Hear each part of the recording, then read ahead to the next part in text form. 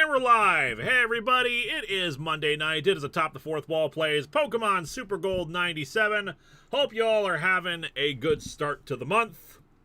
Joining us this evening, we have ourselves Lotus Prince, who is muted. Now I am unmuted. Good evening, everybody. And you're only going to be here for about half the stream, I presume. That is correct. We've got Eliza. Always good being here. Did you know that TMJ really hurts? And we've got Xandru. And there's Fez with a Peach. Back, baby. Yep, welcome back from your vacation. Yay. David Matashek 9111. Congrats to The Thing for joining the original in the National Film Registry last year. Also, Mike and the Bots are reuniting. Neat, huh? Yeah, I figured that was going to be the first thing we're going to talk about. It is officially announced that the gang at Rifftrax, Mike Nelson, Bill Corbett, and Kevin Murphy, are doing 4 episodes of Mystery Science Theater 3000. And given how good the Kickstarter is going, let's see, what are we at now? 932,000 of their $20,000 goal. Now, last month, Joel Hodgson sold Mystery Science Theater 3000 over to Shout Factory. Oh, wow. And Shout Factory, I think, has confirmed that they were going to do the episodes regardless. But this is just, but this is just like, you know, extra money on top, and I think a gauging interest kind of a thing of, should we do more than 4? And yeah, hopefully this helps things. Now, obviously, they're still going to run into some problems with this. The good news, now, I've always said that instead of the Gizmoplex, they should MST3K should have gone to Rifftrax directly and tried to build a platform with them, so they could, because it's an already existing platform that has proven itself viable. And I think that this is the right call to make, not just because the sci-fi era was my favorite era of MST3K, but just because they already have the business acumen to do this and make it viable and make it a recurring thing. Now, they're still going to have the ongoing problem of licensing rights for movies, but I feel like they'll be able to work around that a little bit better. They have Rifftrax as a side thing so that even if MST3K goes away, even if they can't afford MST3K itself again, Rifftrax itself will continue, and they'll still be doing their thing. It's just we won't have, you know, Mike and the Bots doing their thing with host segments and whatnot. But I'm pretty excited about this. I've loved Rifftrax since they did it, and it is an interesting contrast of how things have changed for them. Because while some people have said they've kind of cooled on Rifftrax for a while, it was either last year or this year, I rewatched the Rifftrax for the Star Wars Holiday Special. Man, things have gotten a lot better on their riffs. They are much less iffy with some of their comedy than they used to be. There you go. And yeah, just like, I'm excited about this. I think that's going to be great. I'm looking forward to it. I wish I had the ability to somehow submit a resume to them, because hey, I'm a Minnesota local. I would love to be part of Mystery Science 3000, even if I was just like a gopher getting people coffee kind of a thing. But obviously, I expect they have their own crew. They are not going into this half-cocked. They know what they're doing. We're up to 933,000 now. Nice. But yeah, that's the good stuff. That's the good news right there. And Lord knows we need some good news around here. Big Boct, the last Super Gold stream I saw, you were still in Victory Road. What have I missed? We beat the Elite Four, Big Boct. Unfortunately, Boob Joke died. We have picked up some new friends along the way. We're in the middle of training one of our new friends. I'll show that off in a bit when we go over to the game. Zach Fett 92, can't wait for next step. You remind me of the man. What man? Man with the punch. What punch? Punch that goes through you. Through who? You, dude. Dude, what? Remind me of the man. Oh my god, that's amazing. I applaud that. Indeed. Samurai the Cat, 3153, keep up the good work. I shall. And here's a fun, so I'm actually right in the middle of watching Labyrinth for the first time. I actually was watching it before we started the stream, because I never actually sat down and watched Labyrinth from start to finish. Most of what I know about Labyrinth is from other people reviewing it. But of course, if I'm going to be doing a comparison between movie and comic adaptation, we're doing the Marvel Super Special one, by the way, then I need to know what it is. I need to, like, actually compare it. Some people, Vega was actually quite surprised that I never saw Labyrinth because, like, it was on TV all the time, but, like, I didn't even know Labyrinth existed until I was much older. It was just not one of those things I was interested in or heard about. I'm kind of surprised, but I probably shouldn't be because not everyone's as much of a, like, obsessive about Jim Henson stuff as I am.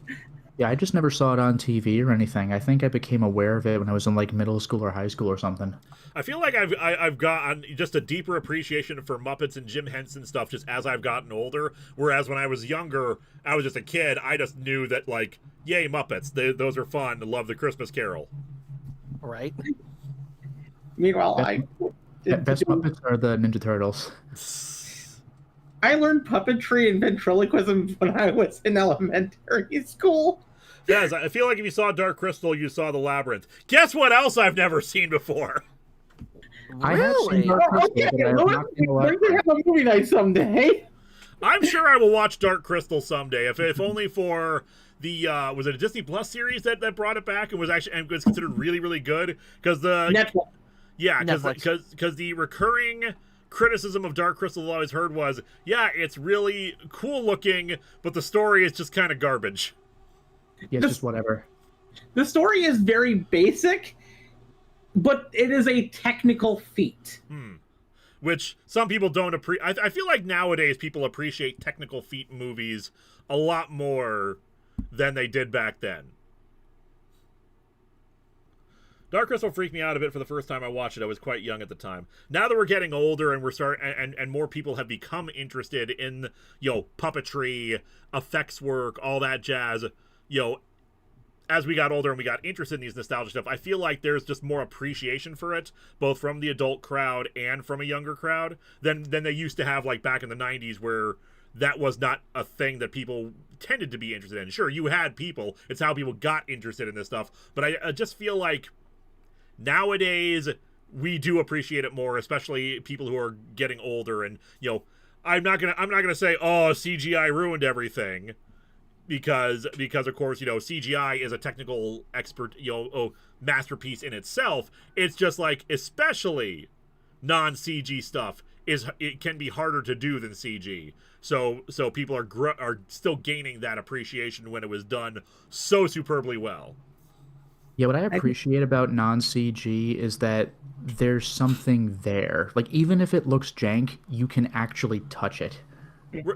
What's nice is they're doing a little bit better with that nowadays, even with CG. Like, Marvel is probably a very good example of this, where you have the actors on set who are performing, like, I'm blanking on his name. Thanos' actor was actually there doing, motion cap stuff and like in a kind of a suit. Same thing for Mark Ruffalo as the Hulk. They actually have a physical presence there doing stuff, so they have a physical thing they are reacting to and interacting with.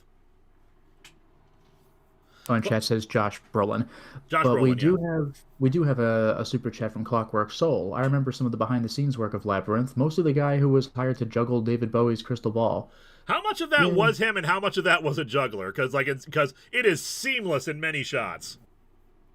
Yeah, he's got like 3 of them too. That's not easy.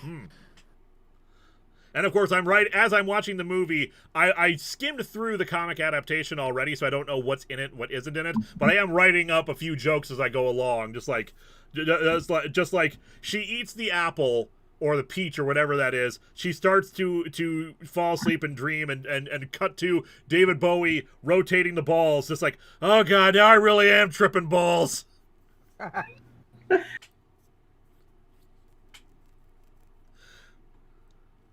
Oh me, oh my, oh me. So, that's the news as we see it right now. Hope y'all are having a good time. Most of it was someone behind him juggling without even seeing the balls. Huh. So, Louis, I actually have a question. Speaking of Henson stuff, have you seen Jim Henson's The Storyteller? I have not. I think I know what I'm going to get you for a birthday in the future. Yeah, that was like the last thing he did, and like I've never heard of it until only a few years ago, and the puppetry is like absolutely insane because how he like keeps getting like more ambitious with his puppets like as his career went on. So storyteller is like next level. Henson was always trying to push the limits of what puppetry could do. Yeah. You know, I actually saw a really old like interview with Johnny Carson where Jim Henson had his little Kermit puppet and everything. And what people in the comments section were really marveling about, and I think Carson himself said something along the lines, Jim Henson wasn't even trying to like throw his voice or anything or like keep his mouth kind of closed. It was just blatantly him talking while blatantly holding a puppet on his lap, and you're still focused on the puppet. It's crazy. The Muppets are amazing in that regard. That, like, people have mentioned this before, just like anytime they interact with the puppeteers doing the Muppets, they would always, their attention would always shift over to the Muppets. They could not see they just like as it, they would lose the fact that they were talking to a puppet. They were just like, and they didn't even realize it until until the puppet went down again. But they realized I wasn't even talking to a person there. Well, yeah, Carson said that when Jim Henson like left, he was like, "Here I am, like I'm talking to a puppet." Again, he wasn't even trying to hide it. Like he wasn't even behind anything. He was just sitting on a chair with Kermit in his lap, and you're still focused on the puppet. Like the man is right there, and you're looking at Kermit. J-Man Productions. I didn't watch Labyrinth, but I know the T-shirts. I know I don't recall what specific T-shirt you're referring to, but I'm sure if you showed it to me, I'd be like, "Oh, that one," kind of a thing. Mostly what and so like I'm a little bit past in my watch through of her after she wakes up from the dreamlike setting and whatnot. So like, man, I did not realize that Dance Magic Dance just kind of comes out of nowhere. Yeah. Like Jareth is just sitting there, staring at the baby. Then suddenly, the goblins are doing their thing, and then just suddenly he's just like, "Hey, you remind me of the babe." What babe? Babe with the power. What power? Power of voodoo. Voodoo? Hoodoo. You do. We're going to do this bit over and over again. Clockwork Soul, here's a thought. If you could do a scene with one of or a group of the Muppets, who would you pick? Either Kermit or Gonzo. Awesome. I'd go with Sweetums. Yeah, I see it. Sweetums. Oh, or the Swedish Chef. The Swedish Chef would be so fun. It's a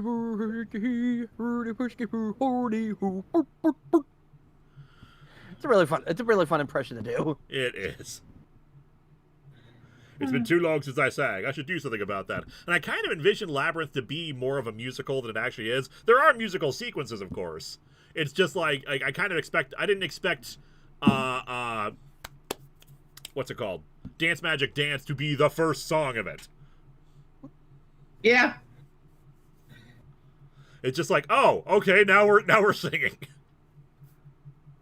Supposedly that bit was taken from a Shirley Temple movie. The more you know. Yes. Huh. Big Box, we will get your super chat in a moment. Wait, I have an idea. Dropped crystal ball. Looks like you dropped the ball. Dropped the ball. Oh god, that's really what was that, like Family Guy or something? No, it's Team 4-Star actually, Dragon Ball Z Abridged. Oh, yeah. Okay. Alright, Big Box, we'll get your super chat, and then I think it's time we should get into the game. Yeah, just be glad it's not Dance Water Dance. Yeah. What about the two old guys in their box? That would be Statler and Waldorf. Yeah, Dance Water Dance is like 20 years old, and I still remember it because it sucked. Well, we get more Ash vs. Evil Dead this October. Not Ash vs. Evil Dead, but we still have one more Evil Dead month to go for our 3 years of looking at it. I think I was going to do more of them last year when unfortunately it just ran out of time because of working on everything else, so that Army of Darkness became the only real Halloween episode we had. But we're gonna have more this year. The schedule so far is working out. As you saw, I released the what's the name? The Star Blazers review 2 days ago. I hope you guys have enjoyed that. I've been sticking to myself to a very strict schedule of what days I'm working on for writing, what days I'm working on for editing. It's not going to be this month, but I want to eventually get over, probably in March or April, to shift it so that I'm sticking to that schedule, but instead of releasing an episode on the day I finish the video, Excuse me. I have it scheduled for Monday on release again. And we got Big Box. Yep, Big Box Super Chat. There is a hilarious TNG/Voyager meme where the Borg queen assimilates the Swedish chef, and then all the Borg start speaking Swedish chefese to each other. That'd be good. ZachFet92, we'll get to your Super Chat in a minute. But yeah, if my schedule can hold, then we will be... Then, hey, we should get all the Halloween stuff out on time, and we'll bring back Late Night Double Feature as well. Because I was rewatching a couple of them and remembering, oh yeah, I like doing this, and I would like to do more of it again. Yeah, and ZachFet's chat is up, and that is Swedish Chef Ease. All right, let's reintroduce our team a bit. At the end of our last stream, we got Fisto, the Hitmontop. I'm still in the process of grinding, unfortunately. But I went back to the Southwest Islands to do some training. This is just an hour's worth of training up, gaining 23 levels. Unfortunately, our moves kind of suck, and I actually Eliza, I'd like you to look up and see what Hitmontop's moveset is. Do we get any decent fighting moves? Let me look. Linkara, now you jinxed your schedule again.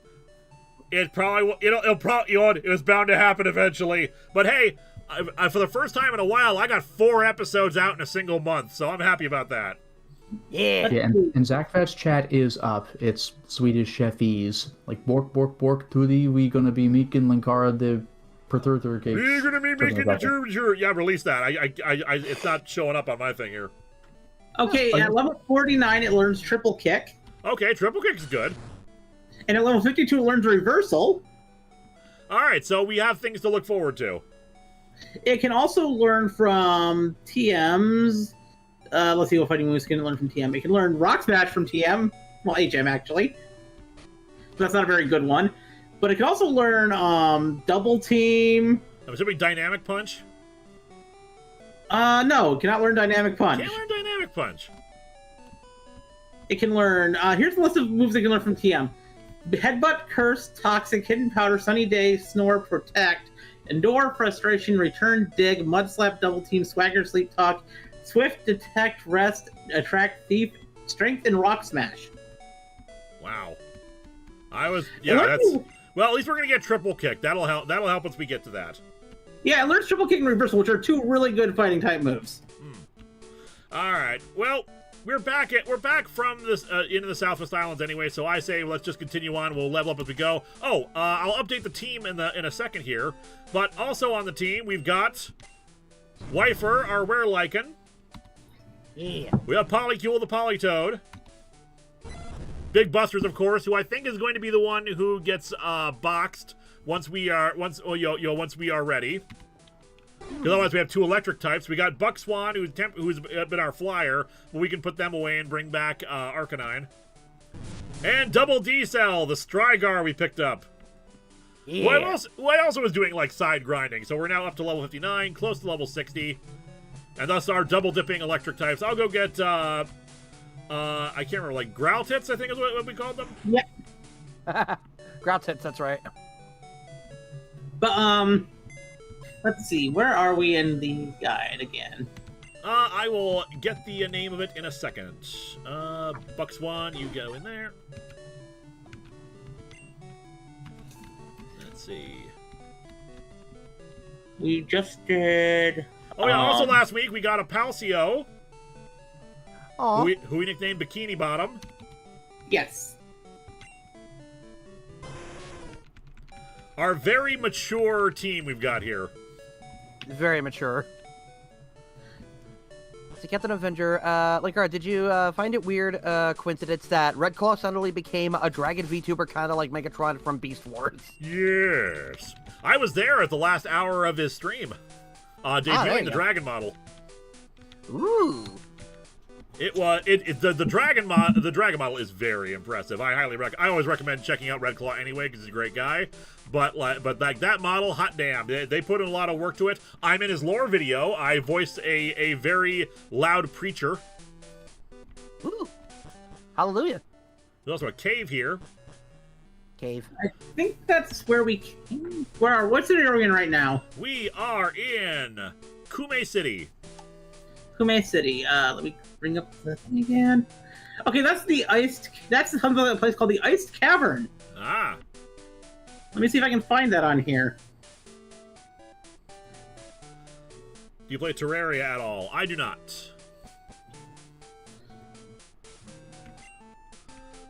So yeah, you can pinpoint what direction we're supposed to go in. Okay, we are in. Nice, some more Ultra Balls. Well, from here it says that we can go to several different places. All right. So let me see what it says that we can do. After we repair the SS Aqua. Yep, we already repaired the ship. We can go back to some places that we've already been to before. But we can also go to some new places. So, like, if we go back to, like, go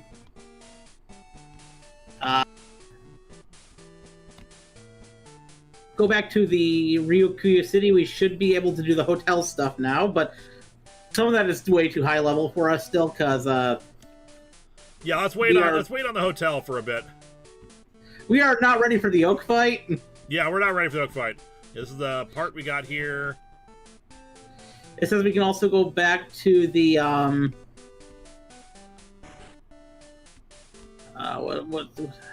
we can go back to...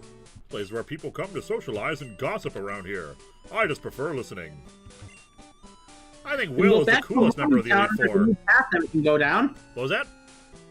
We can go back to Amami Town, and there's a new path we can go down called the Tatsugo Path. So we have a super chat from Captain Avenger. Do you think you'll do a Pokemon review this year in honor of the 40th anniversary? I'd certainly like to. I don't have anything on the docket, but that's because my focus right now is just on finishing up all the Patreon-sponsored reviews. Mm-hmm. I hear that some kids took down Team Rocket. That sounds unbelievable to me, honestly. And honestly, suggest going to Tatsugo Path next. The Tatsugo Path? Yep, which is to the it is to the right. It's on the right side of Amami Town. All right. Let me check the Poke Gear. Oh yeah, no, Falseware is right. Yeah, 30th anniversary, not 40th, because yeah, no, what 30th the hell? anniversary, sorry.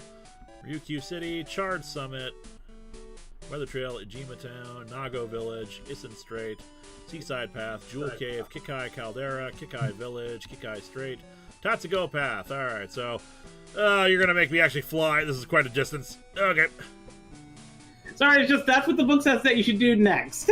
That's fine. It's just like I just put away Box 1. Sorry. How dare you, Eliza? This is all your fault somehow. My fault my reading is not fast enough. This is all your fault somehow. We have a super chat from Tinkatano Korvik Nightbodies. Ooh, Lewis, I have an argument to make for the Vader hallway scene, and it isn't the usual Vader was trying to intimidate them. All right, go ahead. You may speak your defense. That's the chat. We're done. It's over. We now know that they have an argument. Silver chat. We have the high ground. I mean, my argument for the Vader hallway scene is this like Rogue One? Is that what they're talking about? Yeah, I don't like the scene because I feel like it overpowers Vader. I feel like it removes from it is totally removed from everything else going on in the movie. It doesn't fit tonally.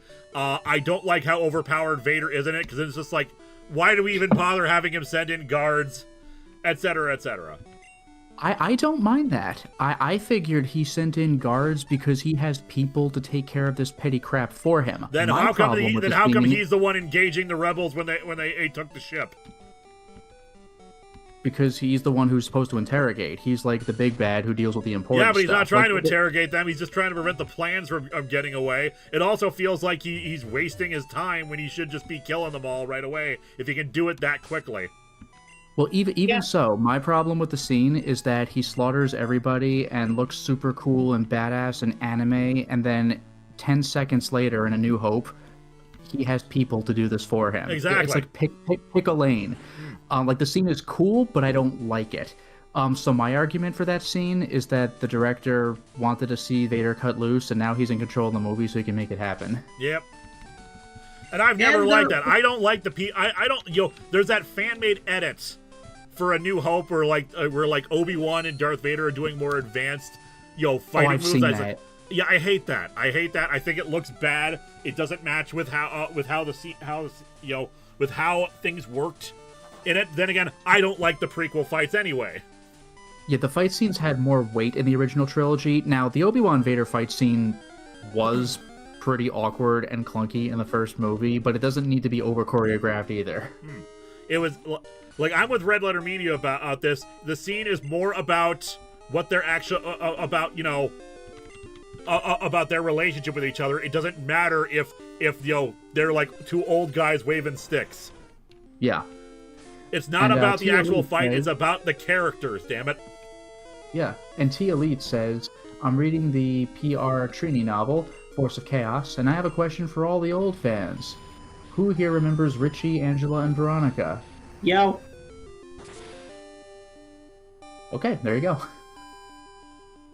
Ripper's Spot says, so when are we turning Pokemon into Chocobo? I do not know. Yeah, I remember Richie and Angela. I do not remember Veronica. I remember Richie and Angela. And Youngster Joey, good lord. Oh, and Tinkaton is following up. All So right. part 1. So Star Wars media shows us that Sith apprentices often screw up or even die due to their unwieldy anger. Sith lords want you to think they've overcome that weakness. However, and I guess we'll see more later.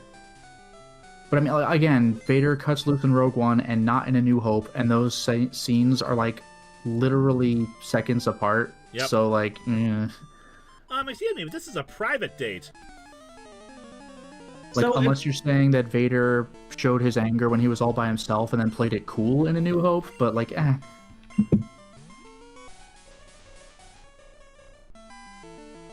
Plus, he still seemed pretty mad in A New Hope anyway when he yelled at that one guy before breaking his neck. Yep. Yeah. Also, here on this route, we Tetsugo Path, we should be able to catch, because I don't think we already have one, we should be able to catch a Weepinbell, which we could then infuse a Poison Stone to evolve it to its new evolution. Oh, We good. don't already have it. In fact, I think that, unless we already have a Murkrow, which I don't think we... We have a I think we Murkrow. do. We have a Murkrow. Yeah. We already have a Murkrow, we already have a Golbat, we already have a Gloom. We already have a... I think we already have a Golbat. And Ripper Spot says, maybe Joey could tell us what Choco Bill can't. Well, you know what it is. We breed our chocobos for very specific reasons, don't you know? And let me guess. Your other relative is Choco Williams. Oh, that'd just be silly. Chocobillium. Oh, for the love. I need to rewatch Machine Abridged. Oh, shit. Same! Is a poison haven't stone? watched- Is a poison stone just a lump of uranium? Now you're radioactive. That can't be good. To be fair, I'm glad they didn't introduce the Poison Stone. Yeah, a lot of implications with that. Universe, the Poison Stone. Great questions about the Poison Stone. It's a lot of implications.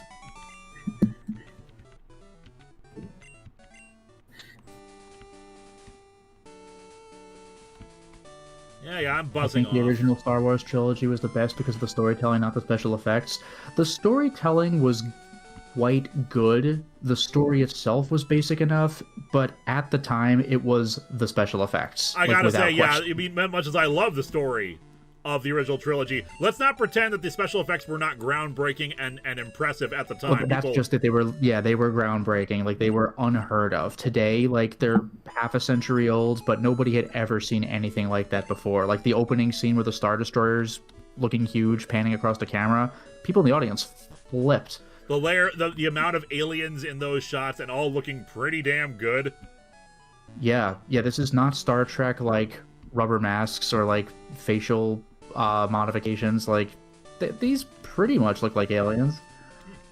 Yeah, the only thing that came close to the whole what the starships look like in space to Star Wars before that was Battlestar Galactica, and even that was nowhere near as good. I love the Battlestar Spaceball Galactica was parody, too- by the way, was- where Spaceball 1 ship takes like an hour to cross the camera. Plus, Battlestar Galactica had the downside of a TV budget for you know, and using up pretty much everything for all their effects and like the size of their sets and everything, which were very impressive.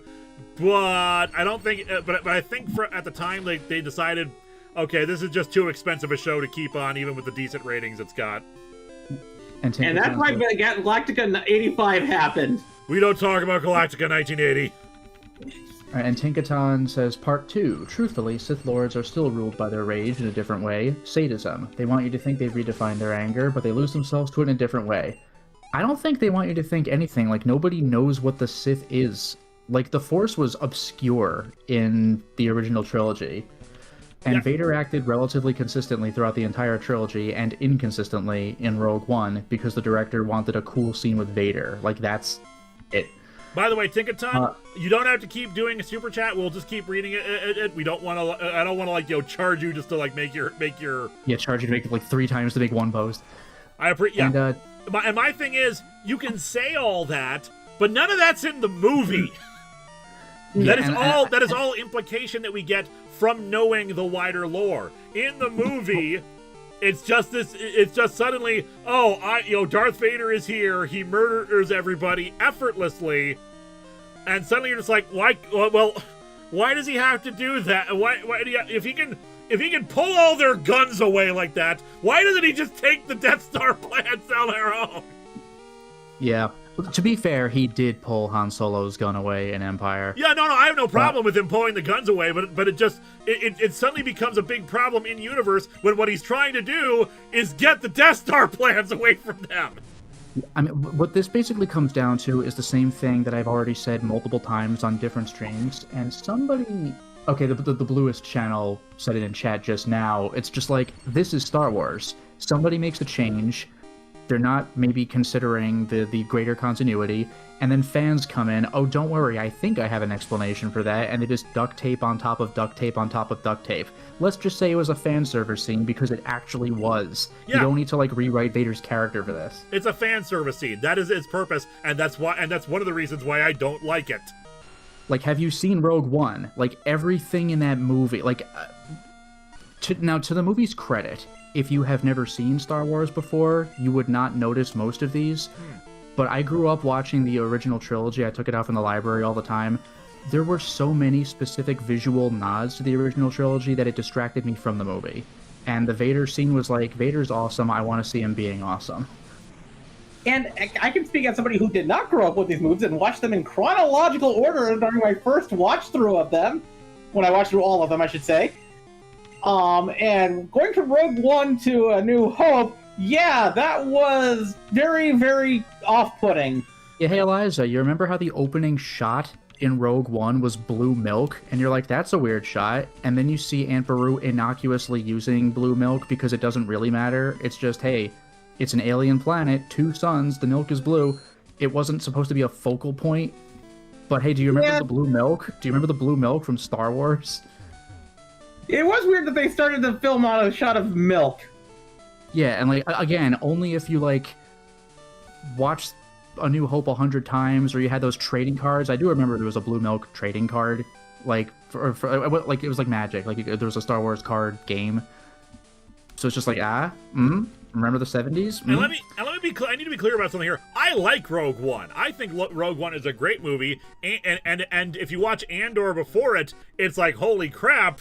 Really, Andor and Rogue One are actually kind of just incongruent because since Rogue One was made first, and it was the first time they had done a Star Wars movie that was not one of the main episodes, it feels a lot more like a traditional Star Wars movie, mostly thanks to the music versus Andor, which is a very different type of score, a very different type of mood. Now they fit in seamlessly, but you are transitioning from super serious rebellion, resistance, espionage series, and drama into da da da da da da. Yeah.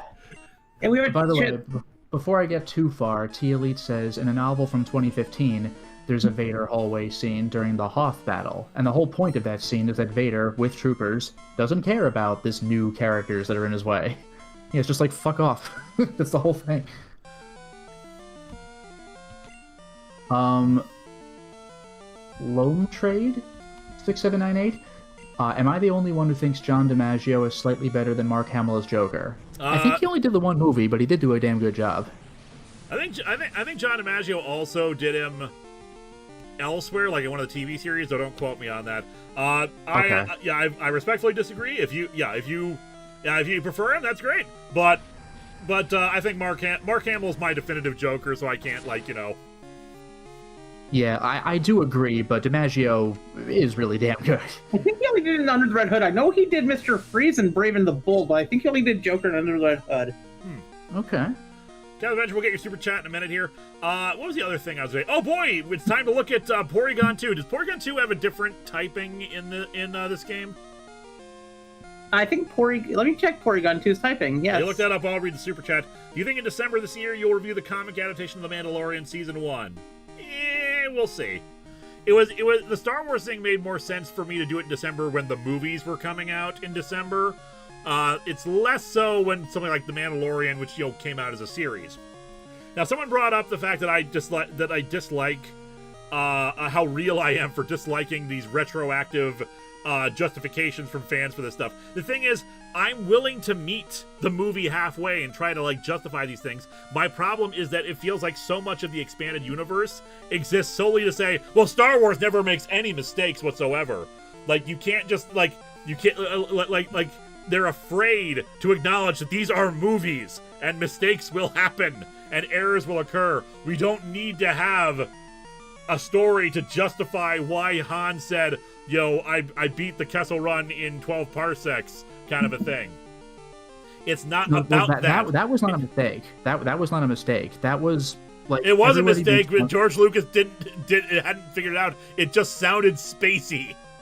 No. I've seen the script. The script points out that Obi-Wan gives him a look, and even in the movie, you see Luke wow, and Obi-Wan just kind of has this really look on his face. What bothers me is that in The Force Awakens they call back to that, because we the fans know the parsec joke, and Rey was wow, I heard you made the run in 14 parsecs, and Han was 12. Well, 14. And that's kind of funny, but it also means that he hasn't learned in 30 years what the hell a parsec is. That's the thing. They had to go back and justify why that's not a mistake. It's just it makes sense for the Kessel Run and what the Kessel Run is versus it's just a thing that they said in the movie. You don't have to backtrack the justification. It's just a mistake that was made because it sounded spacey. You don't actually need to justify that. Or the stormtrooper who bonks his head on a door. I'm pretty sure there's an explanation in the expanded universe for that. We don't need that. It's a movie. A mistake was made. Move on. Star Trek doesn't have this, or at least it didn't. We had entire goddamn nitpickers guides for these things. It was for and it was mostly for fun. But I'm saying with the parsec thing though, I don't think that was a movie mistake. I think that was Han Solo trying to grift an ignorant farm boy, and he didn't know what he was talking about. He was trying to, but it's more just the weird boast itself. That's for the sake of the weird boast. It was really Lucas did not know what a parsec was, and that was it. It was just a mistake in that regard. But then later on, because this had to be a thing, we had to justify what he said versus just he didn't know that a parsec was a measurement of distance, not a speed. What I'm saying though is I don't think that was a movie mistake. It was. You see Obi-Wan giving him a look, and yes, I know that part. Yes, Obi-Wan gives him this doubtful look. Okay, yes. You are correct in his motivation and in that scene that Obi-Wan that he was trying to boast and BS it. I'm saying outside of that, when George Lucas wrote it, he didn't actually know what a parsec was. Did he say that at some point? I'm pretty sure he did. I know he said something about that in one of the issues of Marvel Age. I could look back through them. Because I just Googled the script, and it says Han, it's the ship that made the Kessel Run in less than 12 parsecs. Yes. And then the direction is Ben reacts to Solo's stupid attempt to impress them with obvious misinformation. Yeah, it was an attempt at that, but it wasn't a matter of Han was trying to it's not a matter of in universe Han was trying to mislead them.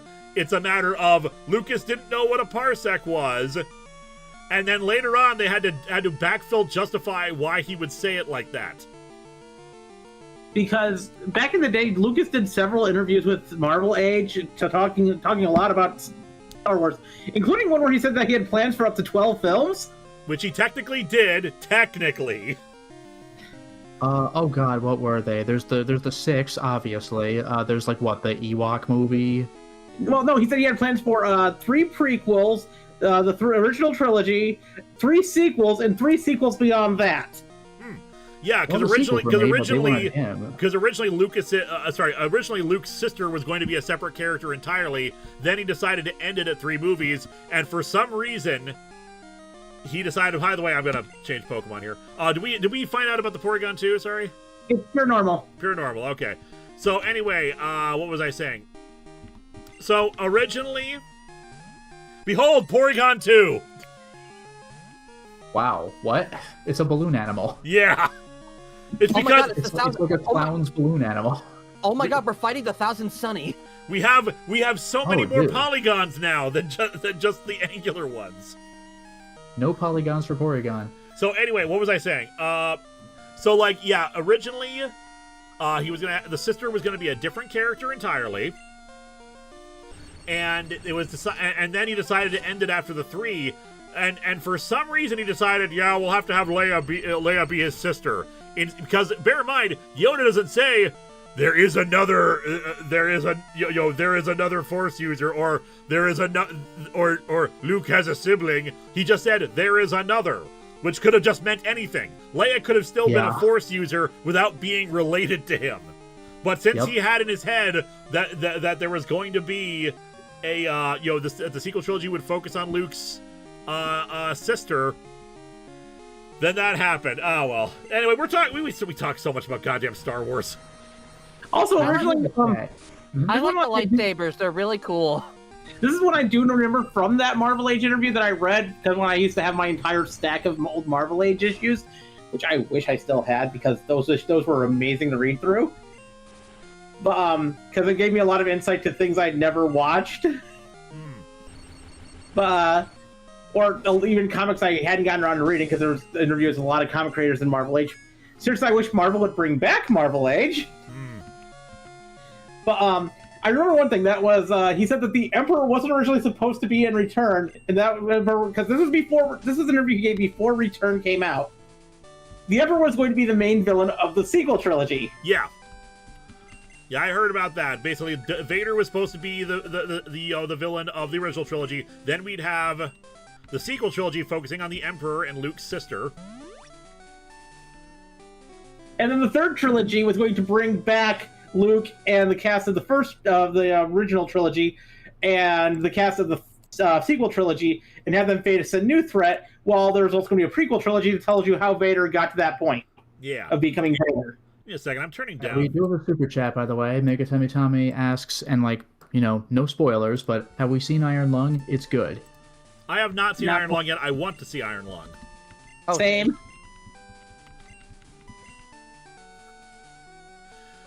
We talked too much about Star Wars. Oh God, this is me and my friends whenever we talk Yu-Gi-Oh on my streams. Good God. Hey, J Manor. Hey, J Manor. And we have one from a dead fish. Have you seen Minerva's new Just Chatting background? I asked because she included cameos of her friends, and you as Poyo are there. I feel like I've seen it. If not, then I should go and check it out. But yeah, it's great. But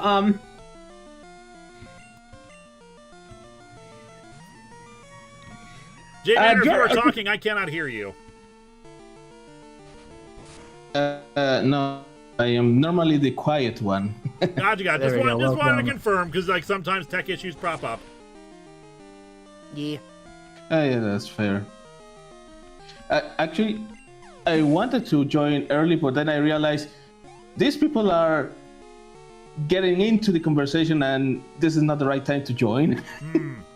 Also, Tinkaton said they had more had posted more of their argument, and so try to backtrack that. We'll go talk some more about Rogue One, because Star Wars.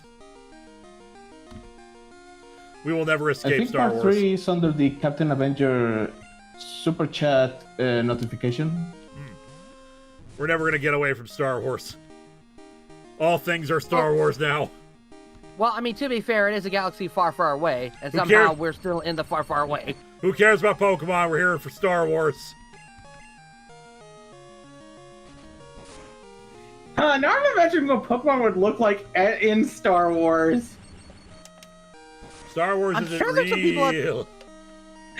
I'm sure there are people who probably like even Pokemon-fied like some of the creatures in the Star Wars universe. I think. If I don't Porgs think are, about Star Wars finding the Pokemon. if Porgs are not a base stage of a Pokemon, then I don't know what is.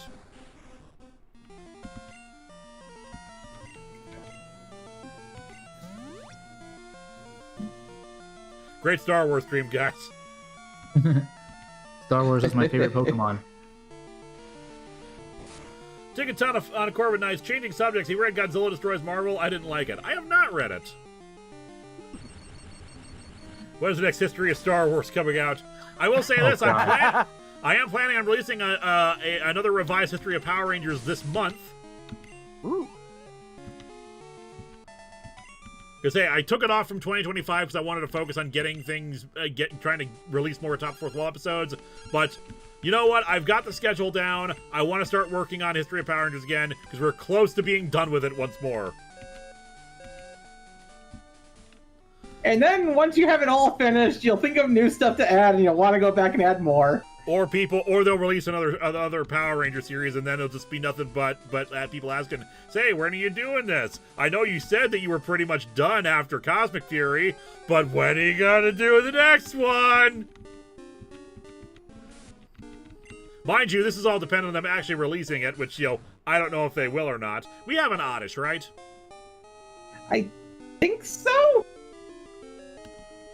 I'm like 90% sure we have an Oddish. Mystic Force, the only season that hasn't been revised yet. No! Mystic Force and RPM are the last two, and I should probably go back and do some revisions to ones that have been, individual parts back when I released them in multi-parters that have been copyright struck, so I need to bring those back too. Which I might just re-release as like one big video, because that seems to be the way people prefer to watch stuff of nowadays, in one big long video versus multiple parts. That's IDW doesn't have the rights to Transformers anymore. I think it's Skyboom? Skybound, yeah. Skybound, that's it, Skybound. Creative Burst, what would your ideal team if you could have any My brain Pokemon on is it? tired. Bulbasaur, Donphan, Ampharos. I don't know, Mewtwo. Because why not? Could not remember the name of Skybound for a second. I knew it started with Sky, and I knew it wasn't Skydance because that's a horrible company. At night, star you gather near the water's surface.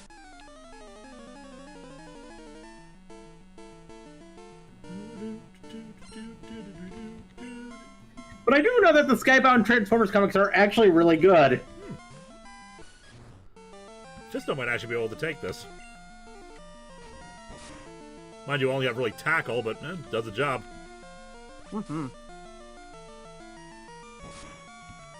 Although I do hate the fact that we had to lose the amazing IDW Beast Wars comics that was going on for the Skybound comic to live. Bulbasaur, maybe a Bulbasaur, definitely a Bulbasaur, and a pair of Bulbasaurs. Ooh. But did you consider Bulbasaur? I haven't, but now I think I will. You know what all teams need? They need Dunsparce. And Dunsparce. And a shiny Dunsparce. And a shiny Dunsparce. And a 3-section to Dunsparce. And a shiny 3-section to Dunsparce. Your logic is irrefutable. Trico. Your logic is irrefutable.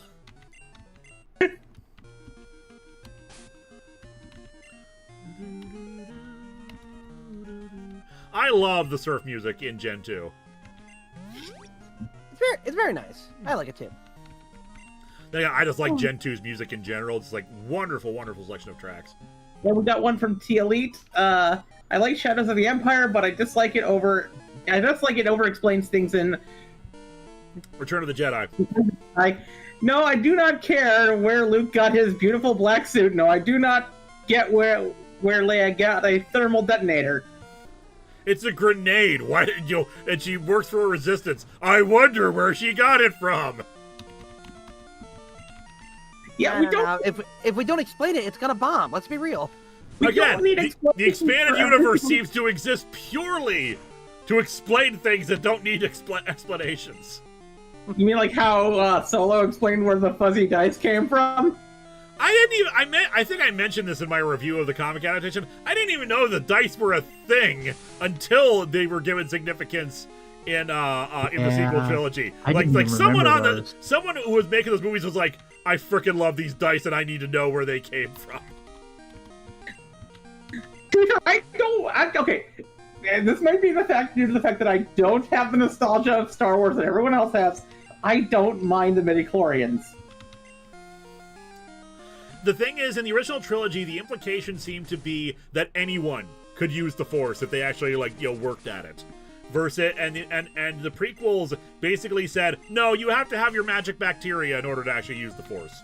Yeah, you have a high midichlorian count. It's like Dragon Ball power levels. Tickatonic Corvin Nightbody. So, Lewis, I know you don't care for who would win, but if someone patroned a death battle asking you to focus on its voice acting, script, and animation said, would you be up for it? Maybe, but I gotta be honest, I don't think I've ever actually watched a death battle video. Which I is quite fair. like them. So I don't know the formatting. It's not my usual bag, so I don't know. It would depend on what exactly they were asking for and formatting and stuff like that. All right, so Lewis, it's been a long time, but do you remember the TV show Deadliest Warrior? Yes. That's Death Battle. Okay. It was directly inspired by that. Like, who would win? A British redcoat with a musket, or a samurai? Death Battle is that, except it's characters from shows. Except better, because I remember a lot of people were saying yeah, no, this is bull crap. Yeah, the act, the skits at the end where you watch the fight was fun, but I forgot who said this, but somebody posted this was way back on Twitter, where it might have been Spoonie actually, but it's just you have to feel like such a jackass looking at a guy with a samurai sword and he cuts the dummy's head off or whatever, and you walk up to the dummy and you're like, yep, that's a kill, all right. Yep, this sword is a deadly weapon. And it's come on, man. The worst part is the fact that they didn't even do the research correctly on a lot of the things for Deadliest Warrior. They were trying to say that, oh yes, you can take down a person in a full suit of armor with just a normal weapon if you're not in a suit of armor. No, you fucking can't. I was going to say, you can if they let you. Literally, there are cracks in the armor, but you're not going to get them. There's no way. Because that was The episode for me that I remember that was just so out there was zombies versus vampires. I thought that was an interesting twist of the idea for that episode. It's for one fun, of the but the episodes. entire thing is made up, and there are different kinds of vampires, and there are different kinds of zombies. Are you fighting the animal vampires from 30 Days of Night? Are you fighting Count Dracula? Who the hell knows? I wish we have people another could be one healed from, here as easily as Pokemon. If they could, I would be able to train much harder. Okay, now we know why this game is not canon. They acknowledge that human beings are incapable of being healed in Pokemon centers. My God. All right, also, I'm afraid I am going to have to get going now, but thank you very much for having me. Enjoy the rest of your stream, everybody. Of course, you have a good night, Lotus. Thank you for joining us. Thank you. And if you're interested, my Let's Play Chronomaster is going to go public in a couple of days. Point and click adventure from the 90s. Nice. Oh, heck yeah. A man named Bruno trains at the Caldera's top. He is far and beyond more powerful than the other fighters who come to train here. In fact, he is a reserve member of the Nihon League's Elite Four. I can't remember who replaced Bruno in the Elite Four when we fought. Misty. Wait, no, Misty for last person. Who plays Bruno again? I think it was just Agatha then, because it was Yeah, Will. Agatha. It was Will, Koga, Agatha, then Misty, and Lance as the champion. Huh. Yeah. Yeah, what are the odds? I heard that.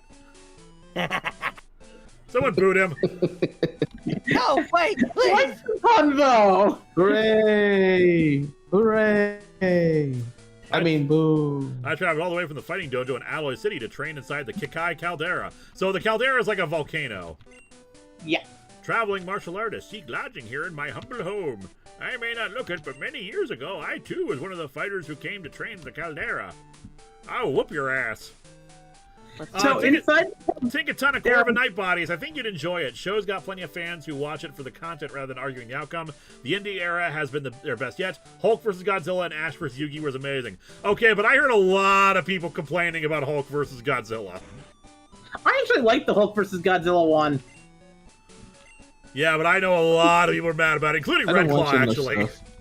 That's because you have the Hulk fans who know the deep Hulk lore saying that one thing, and you have the Godzilla fans who know the deep Godzilla lore saying another thing.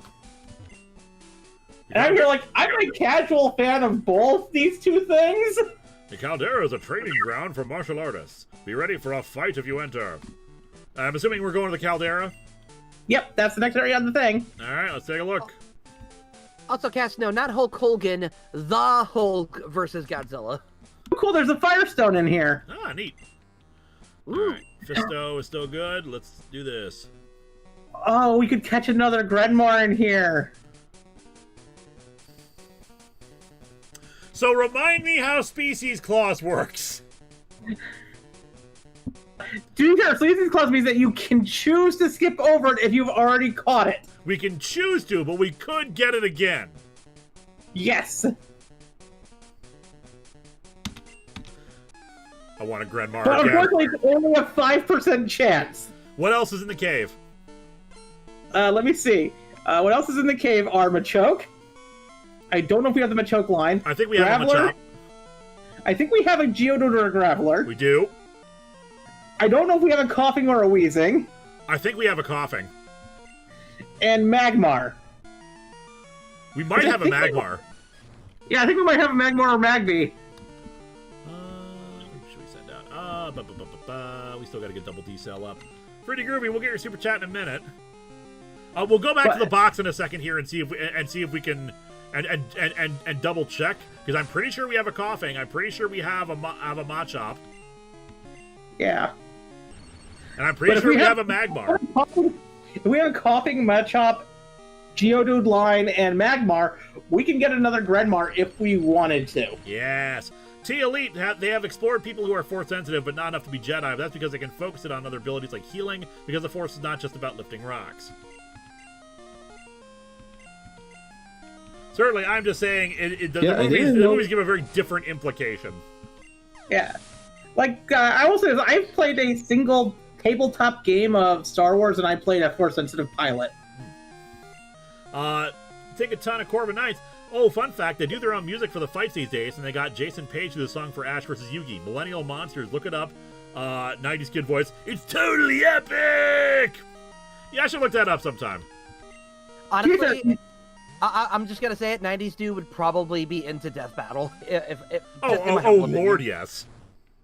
And I will say this, the Ash vs. Yugi is probably the best death battle I think they've done. Honestly, yeah, I could agree.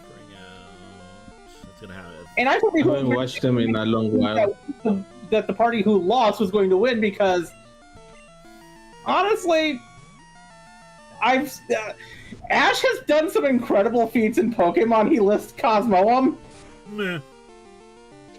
Cosmo can't do anything, though. It can weigh over a ton.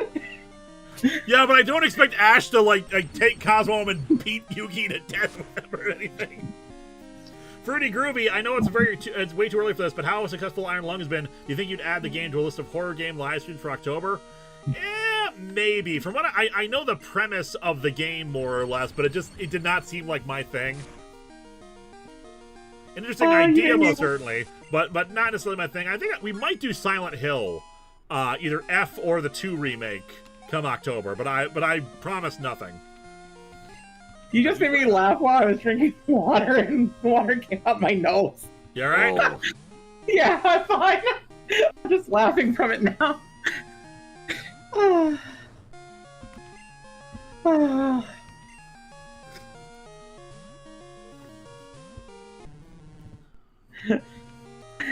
Oh God! Thank God! Thank God I switched out. Yeah. At least it was water, not soda. Well, it's flavored water. Ash is supposed to provide a truly ridiculous amount of electrocution. That would be an advantage over Yugi. Like Yugi brings out the summoned skull and tries to electrocute you. Ash was like, "You fool! You know how many times I've been zapped? Also, the amount of time that Ash just body checks a legendary Pokemon. Okay, but Ash has never successfully body checked that. Bear in mind, like he has tried to physically attack them, and it has never ended well for him. But he does try it in almost every single movie. That's not true. Cosmo can teleport and use cosmic power. Okay, I can't do anything. And that was always a big disappointment for me, because when I first saw a Cosmog, like, I wanted it because I love the idea of like a galaxy Pokemon or one made of stars, because I'm into space and stuff. I'm into sci-fi and like, oh cool, I can't wait to have one of these. And then it turned out to be a legendary, and it only got good when it became Lunala or Solgaleo, which, you know, I like Lunala, but I wanted my little, you know, star cosmic Pokemon. I thought that was so cool. Yeah, Although I will say, I do find it interesting that, like, you get a legendary Pokemon via, like, it having a pre-evolution, a mid-evolution, and an evolution branch choice of yours. And yeah, it seems like a weird choice, too, for Cosmog and Cosmo to basically not do anything. To be fair, when I first saw the Cyclizar, I thought that Cyclizar was going to evolve into either Koraidon or Miraidon. And I thought that was going to be so cool that you're going to, like, I thought that they were going to give you a Cyclizar at the beginning of the game, like, you get... In this year, you get this spike Pokemon, and then later on it evolves into one of the two legendaries. But no, you just get one of the two legendaries at the start. I forgot to double check. I'm doing so now. If it turns out we don't have a Machop, then, oh well, I guess we missed our chance. But, like, I don't really care about getting a Machop anyway.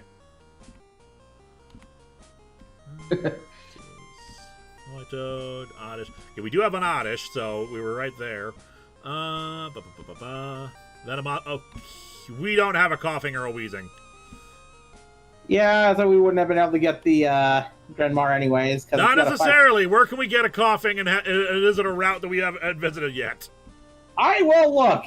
Oh, we don't have a Machop or Machamp. God damn it! Well, yeah, we missed our chance. God damn it! Say la vie. Say la vie. Oh, well. You know, it was a 5% chance anyway. We'd be here for an hour trying to get it. Yeah. Yeah.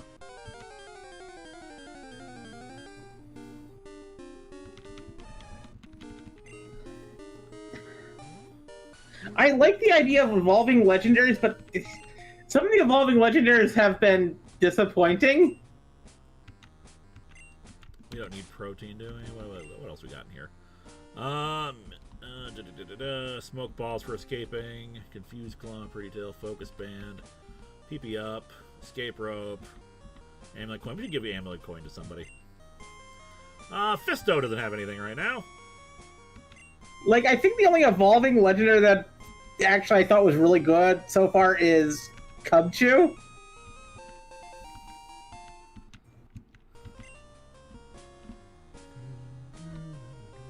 Actually, now that we got the protein, and now that it's evolved, we can just give the protein to Fisto. Yep. Not like it's going to evolve into Hitmonchan now. Oh no, you Hitmontop evolved into Hitmonchan. Yeah, Kung Fu. Cubchoo's a different thing. I meant Kung Fu. My brain is tired tonight. Oh, you too. So I'm aware you're catching up on patrons, but when do you hope to next open up Patreon reviews? Patreon reviews have been open since September. It's just you need to actually grab the slot before someone else when someone leaves it. And it's first come first serve, pretty much. And it will be open until April, and then I'll close again until September. But yeah, Kung Fu I like because Kung Fu Urshifu is really good. Switch over to Polytool real quick, just in case this thing explodes. Then you have the Cosmog line, which seemed interesting at first. Yep. You have Type Null into Self-Ally, which all it does is remove its headgear. It's a restraint system. Ticketons on where you're catching... Oh, never mind. I already did that. Mike Manhattan, we missed a super chat from them. Let me find it. Yeah, go find that real quick while I switch someone else up front just for a little bit. And I'm gonna pop a repel. Mike Manhattan, it's Black History Month. Having only read indie books, I've noticed companies like Image and Dark Horse have done more for black representation of creators / characters than the big two has in decades. Yep. Yeah, kinda. Of course, so I take one god-blessed step, and it's another Graveler, which can self-destruct. And from Tinkaton, so I'm aware you're catching up on Patreons. I already read that one. Okay. Everyone's been trying to get that super chat. Yeah, no, yeah. Patreon sponsor reviews have been open, and people grab the slot, and then when they leave, it's almost immediately gotten. And there's no notification system for it. People just are paying attention. They see it and they grab it. It's why if you're in the Discord, sometimes people will announce when they're leaving to try to give another patron a chance to get it.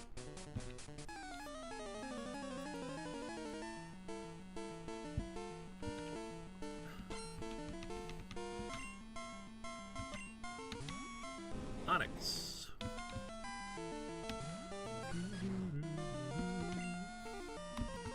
And back over to Polycule again. Why is Onyx supposed to be a snake? What is, Onyx. Onyx is basically a rock snake, and a giant one at that. It's why whenever I get an Onyx, I tend to nickname it Shai Halud.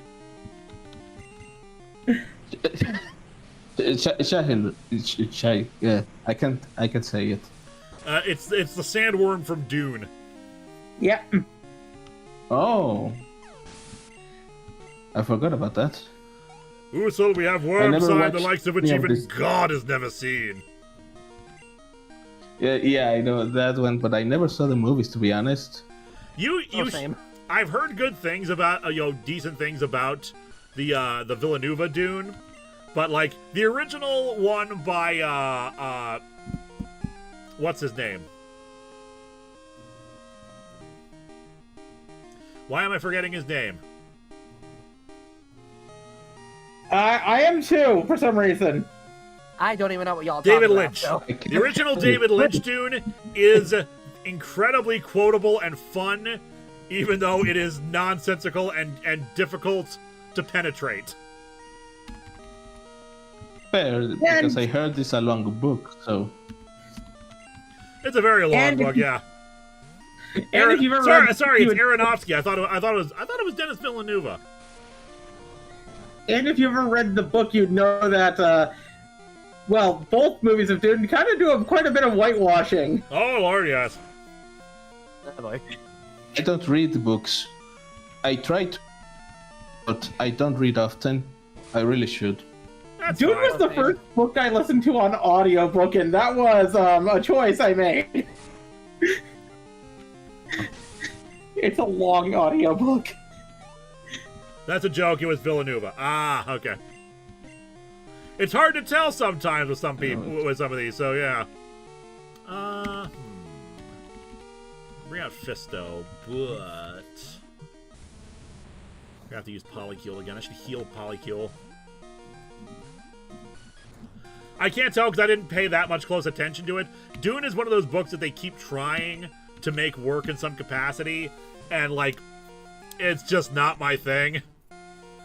I like the David Lynch movie because it is it's kind of camp, and so it's fun even though it is not good. But like I said, it's incredibly quotable and fascinating to behold. But it is not what I would call good. Yeah, I heard from some people that they prefer some camp in their horror movies to make it more entertaining. It's a legitimate thought of it, and some movies are better, and I feel like it's a balancing act depending on the movie. I don't know how much camp we would really want to have in, say, The Babadook. That is not a movie that lends itself to having goofiness, because it has its own degree of goofiness, but it's creepy goofiness versus, say, a Freddy Krueger who's cracking jokes while he murders people. Yeah. Or Scream, which I don't know if there's a new Killing Tomatoes movie.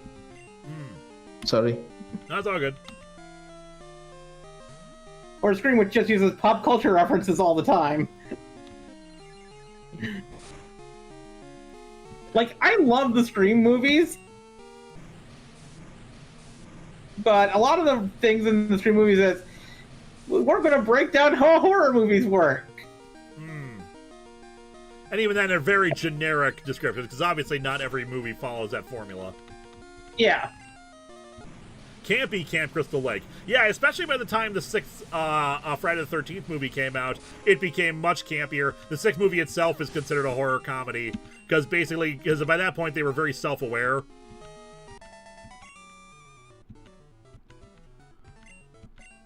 Actually, I remember watching all the Friday the 13th movies, but that was like over that decade ago, and I don't remember anything about them. They while Freddy each versus movie Jason. while each of the movies is unique, especially if you watch them in a marathon, they start to blend together, especially the first few. Yeah. Oh, another good True. horror comedy franchise is Critters. I really need to switch who's my front Pokemon now, because this is happening again. It knows that I'm trying to get through this, and so it's putting Gravelers in my path. Honestly, to be fair, I think commenters talked about this earlier, but like the Gravelers are essentially like actual landmines in this game. Yep. Yeah. Any thoughts on Happy Death Day? I've never actually seen Happy Death Day. Phalos' review of it was very good, though. It is a good movie. Also, fun fact with the Critter series, the third one was the first film role for Leonardo DiCaprio. Ah. Oh, doesn't he play a character that Oh, dies? I just remember. Go ahead. I don't remember a character died in that film. I'm guessing that's who it is. I don't know. Polycule up front. But anyway, J Manor, you were saying? That I just remember that. I remember having a guilty pleasure when it came to Alice the movie featuring the Resident Evil characters. Say that one more time. I remember watching.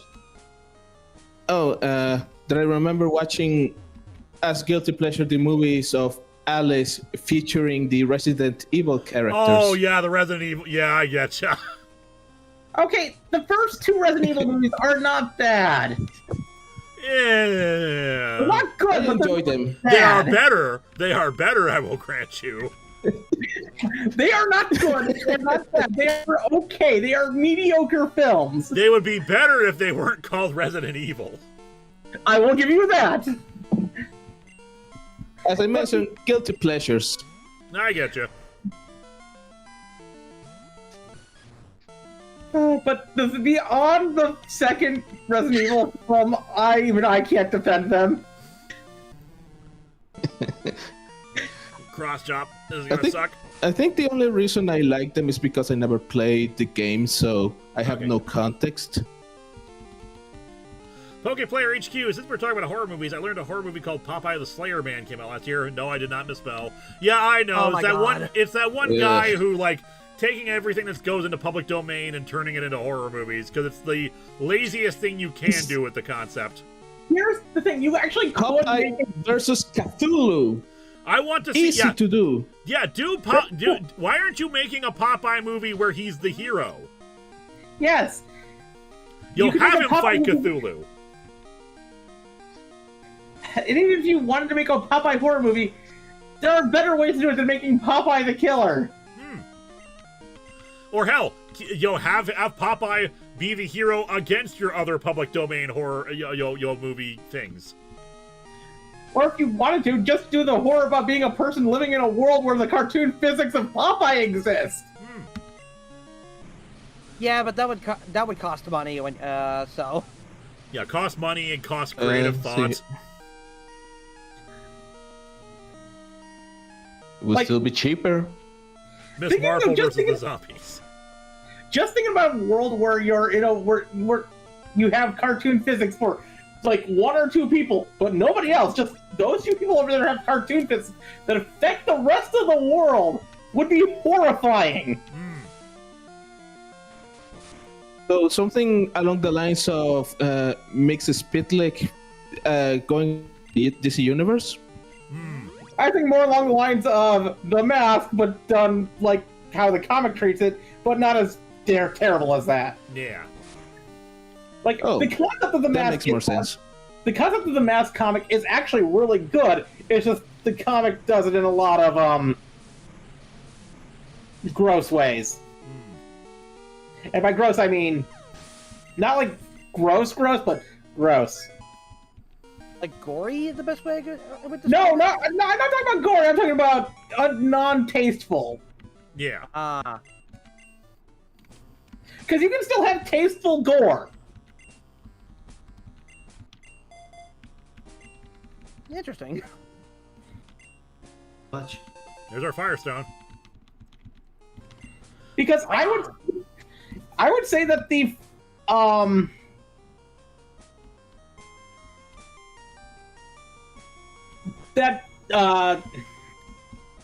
want to say that movie. I'm trying to remember the name of a movie that I like that came out years ago that has gore in it, but it's actually really tastefully written. Let's heal up just to be on the safe side. More hyper potions. Polycule. Tucker and Dale vs. Evil. Tucker and Dale vs. Evil, yeah. It has gore in it, but it's still tastefully written. Because it's a comedy. But it's a subversive comedy kind of a thing. Yeah. My strength comes from fanning the flame within me. The Mask comic is not tasteful.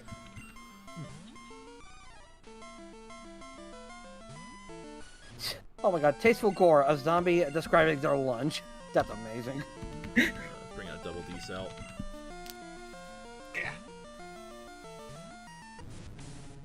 And yes, I'd love to see somebody do something with public domain cover characters other than a cheap horror movie as well. I'd love to see people do a superhero movie with public domain characters. Think about taking these. Is there a side of Popeye? Like, yeah, Popeye could easily be a superhero. Yeah. Side of the toss, we'll just do its level. Garth Ennis not tasteful. Okay, I didn't realize this. It was faster? Okay, good. Does Primeape and I have the same speed? Because I thought we were faster before. I don't know. I can double check. That's fine, we beat it.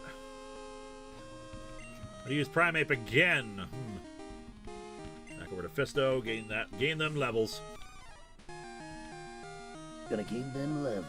Oh yeah. Avengers Grim. Avengers. Yeah. I like that. Yeah, Big Buster.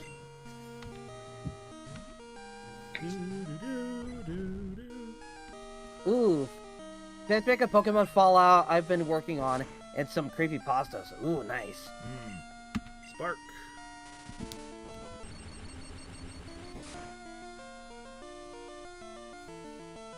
I never watched the Slenderman movie. It's bad. Never got into it. It is very, very bad. It is barely about Slenderman, from what I understand. I tried watching it and it was so boring I stopped watching about half an hour in. How do you use Bruinus? I'm gonna.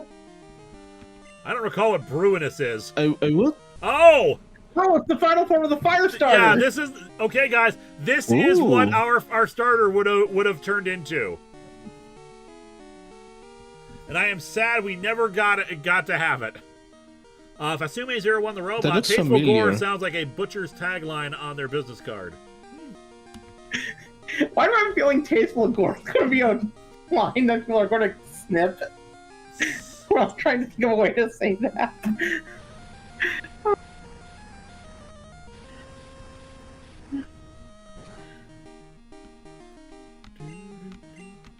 Yeah, I believe our starter died to explosion. yeah, this is what our Ozzy Osbourne. What would you say?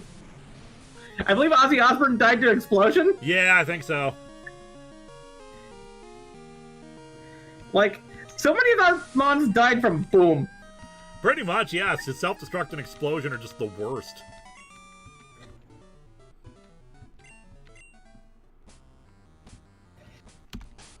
Let's swap out, just so we keep the super repel going. What do we got? Focus orb, which we can't carry. Joey, I'm in a volcano. Can you call me back? But I kind of like. To be fair, Thoughtful Gore's not the weirdest line I've ever came up with. Like, I also came up with thoughtful action movies. Oh. Because there are some action movies. Because there's like, you know how there's a lot of those turn on your brain off action movies. I like the action movies that make you think while you're watching them. Yeah. We lost Boob Joke due to a Perish Song move. Yep. Perish Song and Mean Look, I think. They kept us locked in so we couldn't switch out. It was the worst. It was like proper pro strats, and and we hated it. Yeah. Self-cure for confusion. Oh, we'll give this to somebody. No, Christopher Nolan movies don't make you think.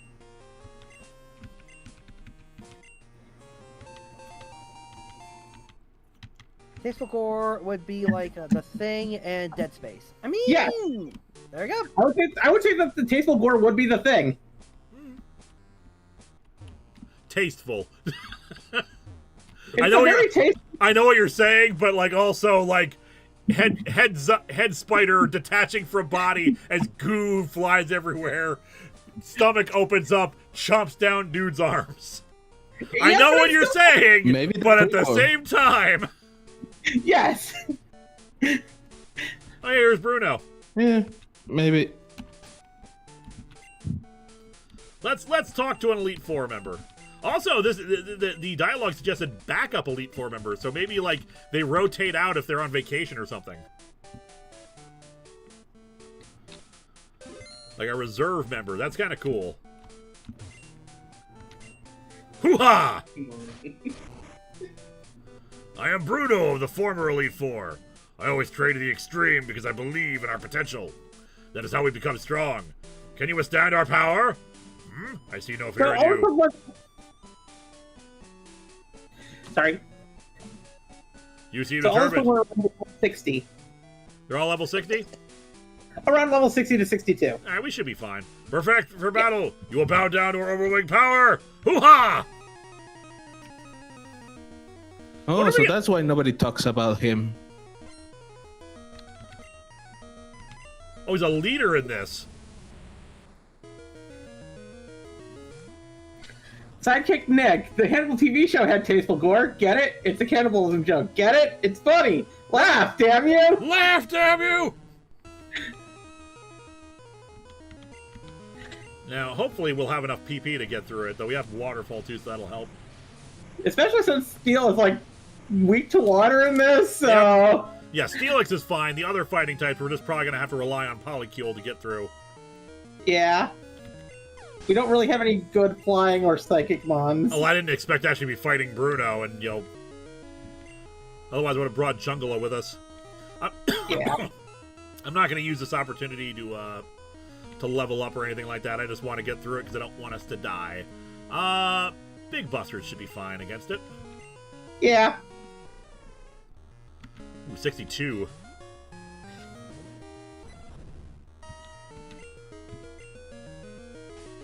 Mach Punch. That did a bit, but it's not too bad. Why do I imagine Mach Punch being like, I'm gonna hit you kind of thing? I don't know.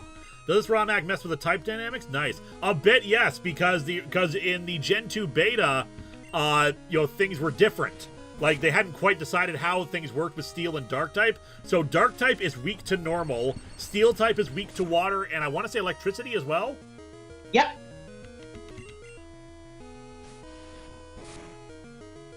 But yeah, there's a lot of differences because this is based on the original beta. Yep. There are actually 3 betas of Gen 2.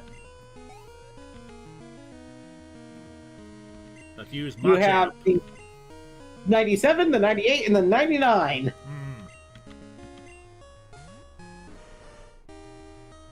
Okay, wait a minute. What was the last one again? I heard 97 and 98, but why did you say no twice? Kick him. No, please! The joke failed anyway because you said 99! 19 no! Oh, fuck that.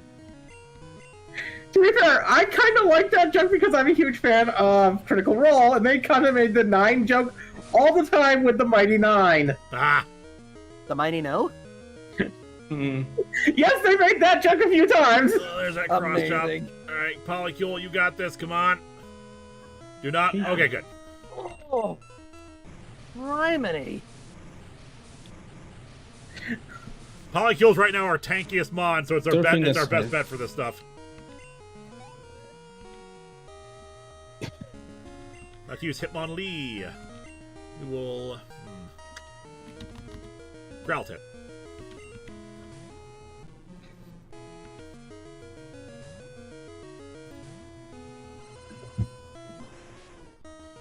Yeah, cross chop was always powerful. But yeah, if you've never watched Critical Role, the Mighty 9 is probably the best campaign. And it currently has an animated series available on for you to watch on Amazon Prime. I would, if you don't want to pay Amazon Prime, there are other ways to watch it. Like on their official YouTube channel or something like that? Because I know they recently did that for their for season 1 of Fallout.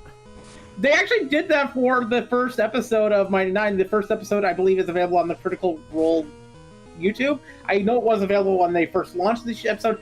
So I don't know if they still have the first episode on there. I don't know if they did more on there, but if you want to, you can try and watch the first episode over on the Critical Role channel if it's still there on YouTube. I didn't even have to use extreme speed. But Poliwrath. All right. The card. Watch the campaign because the campaign is amazing. Double D. Granted, it's about 6 hours per episode. Okay, I see that High Jump Kick doesn't have its readjustment yet. It does not, but also it was burned, so it wasn't going to do a lot of damage. That Hydra Pump, which you should be fine with, but still. There we go, beautiful. In this game, what does fighting resist? That's a good question. Let me look at the type chart.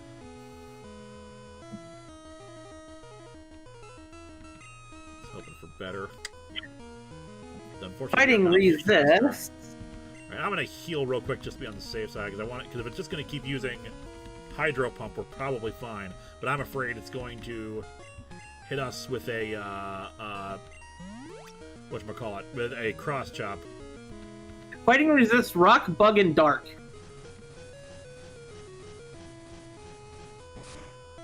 Okay, but just going to use Hydro Pump again and again. I think we're in the clear. I like how Hydro silly Pump. he looks. He does look kind of silly. I can't remember if that's the Gen 1 sprite or not. It might be one of the Gen 1 sprites. I'm not entirely sure. With that sprite, it makes the impression that it's supposed to be a fighter water type or something. It is a water fighting type. Yep. Oh, in that case, they made their job well. And he has a Hitmon top. Yeah, let's have a Polycule up front here.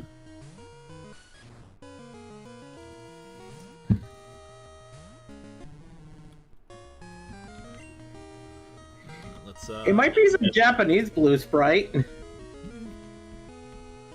Hyper Potion. Now, this thing will know counter. Water is special, right? Water is special, yes. Alright, so counter should hopefully not do that much damage. Ooh, there's that triple kick. Fortunately, we're tanky. Charizard Ranger, hello everyone. A little late, but Happy New Year. Thank you. Alright, we're out. We are out of Surfs, but I think Waterfall, even if it doesn't do the same amount, will do a nice bit of damage to it. Another triple kick. No, it is a sprite exclusive to this beta. Really? Yeah, it's a version of... It's similar to the gold sprite, but not quite. Huh. I just looked up the sprites for Gens 1 and 2 for Pokemon. Weird.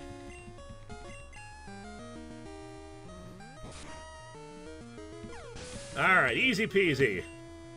That reminds me, I still haven't updated the sprites on the side here for our team. 1 second here. Instead of replacing Jungle, let's replace... Actually, yeah, Jungle is not on the team right now.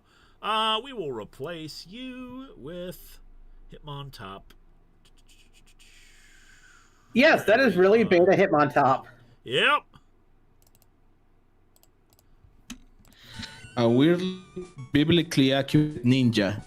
Why? Dude, How can we lose?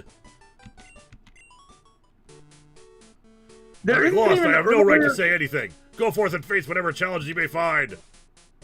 Okay. There is actually an even earlier design for Hitmontop, and it goes back to a magazine that was done in 1996. Huh. Where Fire it looks Tail. more like a Clefairy. Huh. I'll post the image in the... Sidebar. Yeah. Prevents freeze. Oh, that's neat. Was Hitmonlee and Hitmonchan always meant to be named after the actors? Yes. Yes, for Yep. because that's what the Knob, the guy who did all the English translations, named them for America. Let me see the sidebar here. I'm posting Otherwise, it. it could have made Jay Mayer, Hitmontop. that's the shirt you're referring to. I feel like I've seen this shirt before. Oh, yeah, And I this just put- paint a Hitmontop. I forgot about that. Here, That let was me, the very original design for Oh my Hitmontop. God. Yeah, it does look like a Clefairy. Yep. This was before even Gen 1 was like fully out that this magazine came out, because they were talking about other designs that he had, that I forget the designer for Pokemon. What's his name again? I can't remember.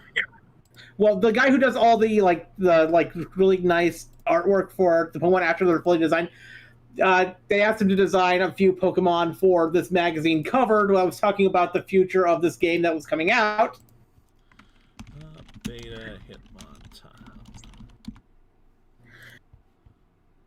So he designed a turtle, which looks like a lot like how Tortuga would eventually look. A Where'd it go? Clefairy with spinning legs. Behold, And I yeah, found this is this. Clefairy, Behold, then. this, yeah, beta Hitmontop here. Chat, enjoy this for a second. Mike to Manhattan, and Yeah, I feel did like you know that the Rick Remender? origin- Sorry, I'm reading a super chat. Did you know that Rick Remender turned down writing X-Men and Yeah. Batman to instead focus on his creator-owned comics? Do you think this is a good choice or not? Also, have you heard of Eltingville Club? I have not. It was a good move or not? It can vary from person to person. Like sometimes you don't want to work with the big stuff. You want to actually like work with something that you want to work with, can you own fully and have all the control over. Biblically accurate Clefairy is an apt description. Like I used to watch a lot of like old PokeTubers back in the day. Mhm. And I also used to do a lot of my own digging into Pokemon stuff, because neurodivergent here. Yep. And Pokemon is like crack to people who are neurodivergent. Let's get back to town. Fortunately, we don't have anything that can fly right now. That would make our lives easier. I'm trying to remember what the third Pokemon that was on the...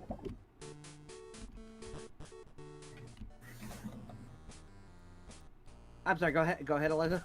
I'm trying to remember what the third Pokemon that was on that cover looked like.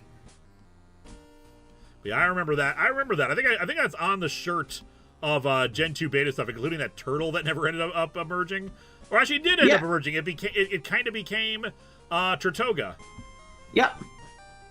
Hitmon Rothrock. Hitmon Rothrock would have been a great name.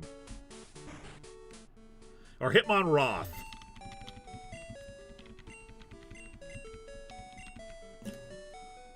Oh, sorry about that. I had to be away for a little bit. So, what did I miss? I beat Bruno. And we showed off beta Hitmon, the even earlier beta Hitmontop if you want to look at this, look at it in the sidebar. I found the magazine cover. I found the magazine cover. Oh, biblically accurate Clefable. Okay. Linkara, do you have an I escape found rope? the I did have an magazine escape cover. rope, but because we emerged from the outside at the top of the mountain, I think it would just teleport us back outside at the top, so the escape rope wouldn't have worked. At least I'm pretty sure it wouldn't have. All right, so I'm pretty sure there's everything we can do in this town, and we have beaten Bruno. We have now beaten another Elite Four member. Yep. Let me go back to see where we go to next after this. Yeah, but after this, we don't talk about Bruno. Okay, now we have to. Now it says that we go back to Motobu Path. Motobu Path, which is at the Tatsugo Path. Rainbow Island, Tropical Island, Fork Strait, Kume City, Ice Cavern, Kume Point, Kurama Strait, Daito Ranch, Great East Strait, Nanjo Forest, Uriso Trail, Uriso Park, Ryukyu City, Charred Summit, Meridian Path, Hydro Plant, Weathered Trail, Motubo Path. All right. And here is I found the magazine cover, and here it is. I remember as soon as I saw the thing, I remembered what the third Pokemon. It was Tyranitar, which did come into Gen 2. Yep. Interesting. And you can see what the original look for Tyranitar was. It wasn't that different, if I recall correctly. Other than the fact that it had stubbier arms and stubbier legs, no, not really. Yeah. Oh, It's a Godzilla like. it's a little guy. Yeah. Yeah. Also, what the heck is that turtle back there? That's eventually what became Caracosta. That's what I was thinking of, yeah. Interesting. Well, Tortuga and Caracosta, like in that line, like so. By the way, that magazine came out before Gen 1 did. Oh wow. So It came out like. So Eliza. Yeah. According to the Poke Gear, there is another place, the Charred Summit. We can go there now as well. Can we get a Grenmar there? I will check Charred Summit. Let's see which direction we go in. Down and to the left. Let's see, where is Charred Summit? No, we cannot get Grenmar there. Curses. But we can get a Moltres there. Woo. Yeah. It's not that big a deal. It's just a Moltres. I want a Grenmar again. Grenmar was so cool. I know! Grenmar is such a cool Pokemon. Ah, well. We had one for a while at least, and it was fun. Yeah. Did that one die to self-destruct too? I can't remember. Yes, it died to self-destruct.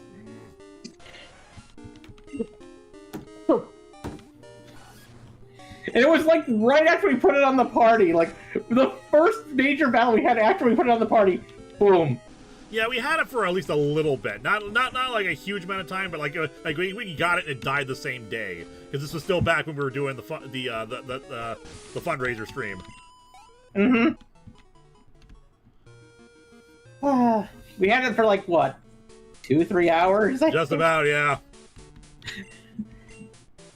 Alright, we're at the Nago village. If there's nothing else in the Charred Summit that's worth our time, then yeah, I'm gonna proceed to the thing over here. I'm checking through Charred Summit to see if there's anything else there. There's the Moltres at the top. There's Magmar, Donphan, Fanpea, Rhyhorn, Graveler, and Weezing. Fanpea might be nice, but we don't need it. Yeah, Any places we for new could go. friends? Yes, I think we're going to some places now where we can get some new friends. Ooh. Yes, we are. Oh my god, a shiny Meryl. Wait, what? The pink Meryl. Oh. Oh my, Yeah, my apologies. A shiny a shiny Peekaboo. Peekaboo. Thank you. Pikachu. Pikachu. Dang it. That's Yeah, a good if one. we get this, we might name it Pikachu and finally, like, I break away from our naming convention.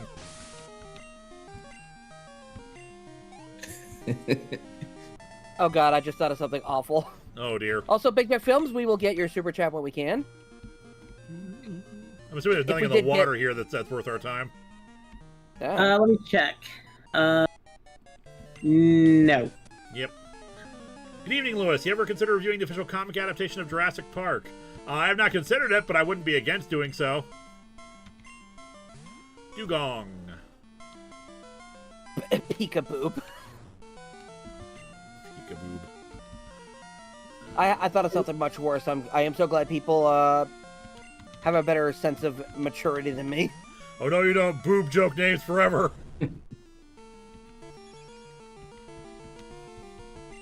Well, we're going to be going to a place called Iajima Town.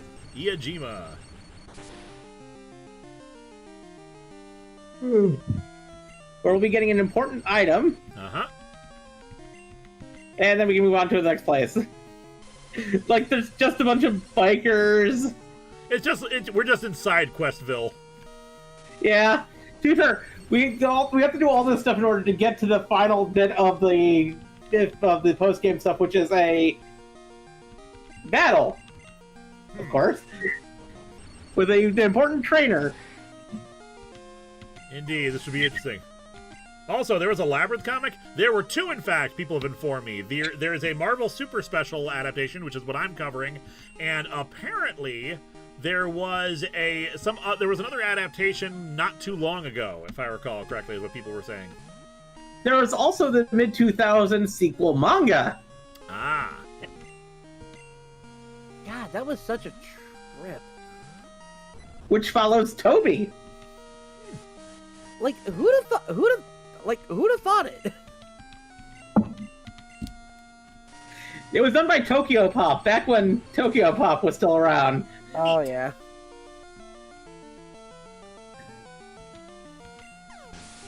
Yeah, like the art for the manga was actually really good, too. Yeah. Yes, there's a Labyrinth sequel manga. It had, I believe, like, a few volumes? I think it was more than one. Joey, I'm out of the volcano now, and I don't feel like fighting right now. It was done by Tokyo Pop, I think, around 2007? That sounds about right, because I think that's when I found it, like, at my local library. It's either 2006 or 2007. Either one. Where's my comic where's my adaptation of comic Ridley Scott's A Legend? Yeah, where is that when you think about it? I mean, I still need to sit down and watch Legend one of these days. Not on the moon, goodbye! Yeah, I figured this thing would try to use horn drill. Thank God for the one-hit KO moves cannot hit Pokemon that have a higher level than you. Yep. Thank God.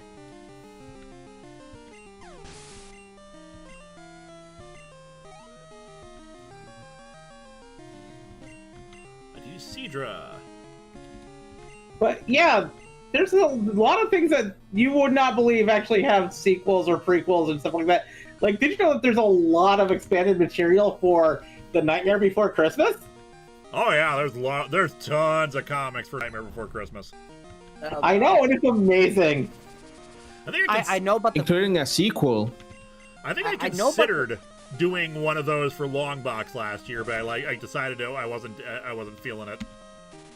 Also, there's a great sequel book that came out that follows Sally, and it's great. It's so good, and it has. That might have been the one I considered. I can't remember.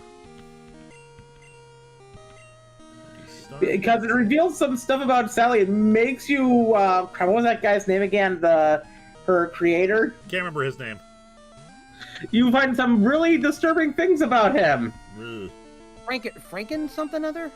Frankenfurter? No, that's somebody else. Frankenweenie? No, that's something else.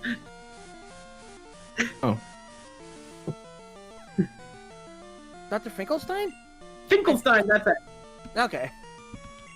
Just use a full heal. Yeah. You find some some really disturbing stuff about Finkelstein. Oh, fun.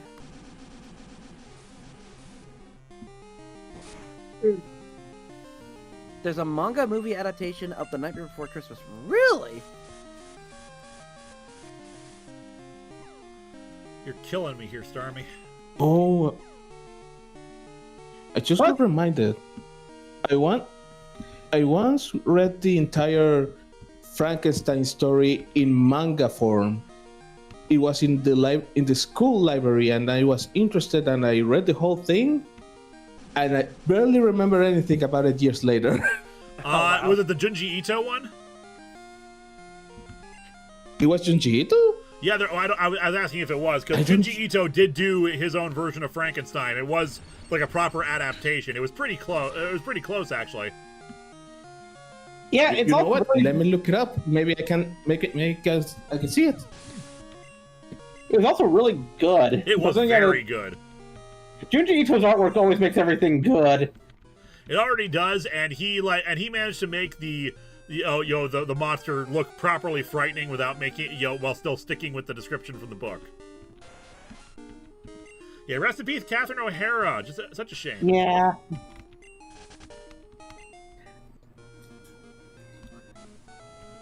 All right, new route. Let's see. We are at. Wait, hold on a minute. Catherine O'Hara also voiced Sally? Yep, Yeah. we're in the I Motobu did not know path. that. Tobu Path. What can be caught here are Krabby, Kingler, Stragar, which is we already got that. Yeah, that. Arbok, Beldam, and Jungla. Beldon, No, you said. unfortunately, it's not by Junji Ito. Oh, yeah, so there's a different one. I don't Yeah, think it we was had a black Beldon. and white one. That's why I thought it was a manga. Ah, Maybe I thought it was a manga because it wasn't black and white. maybe, yeah. Because there have been some black and white, just regular comic adaptations. Yeah. Cool Trainer Is it lame. also true Pokemon? What an unfortunate name for this Cool Trainer. Cool Trainer lame. Cool Trainer lame. His name is lame. Are you serious? Yep. Yes. Oh my god. I can't remember. Is Ice weak to Steel type? I'm double checking that because I do not remember that for this. I'm going down to the type chart. Here it is. Let's see. Ice. It's pronounced LeMay. Fighting, rock, fire. No. All right, so Wifer, you're good. Ice is not weak to steel. It's been a hot minute since Wifer was in, although that's Screech. Ah, well. Still Earthquake. Right, because Levitate's not a thing yet in this generation. Exactly. Or in this beta. Gen 2 does not have abilities. Yeah. Oh, right. They were introduced in Gen 3. Yep. The new mechanic that was introduced in Gen 2 was breeding. Right.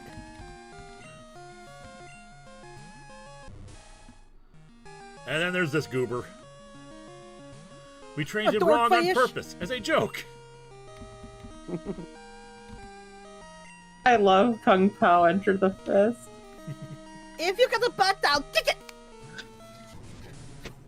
I love doing the voices from that one because I like to pride myself to think that I can actually do almost all the impressions that like Steve Odekirk did for almost every character in that entire movie.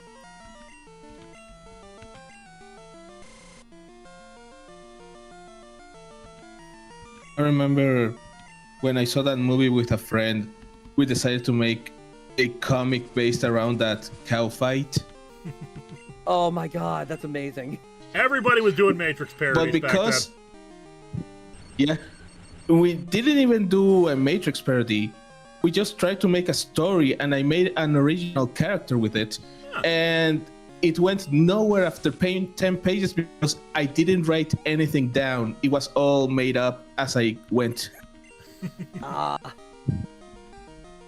The only reason it was a collaborative effort is because I didn't know how to draw a cow, while my friends Ah. did. then. Pretty groovy. We'll It get your went. super chat It in a was minute here. very.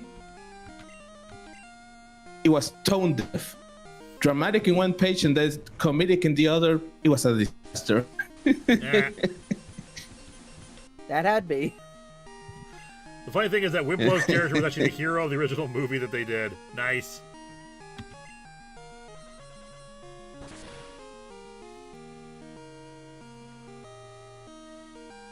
Boom.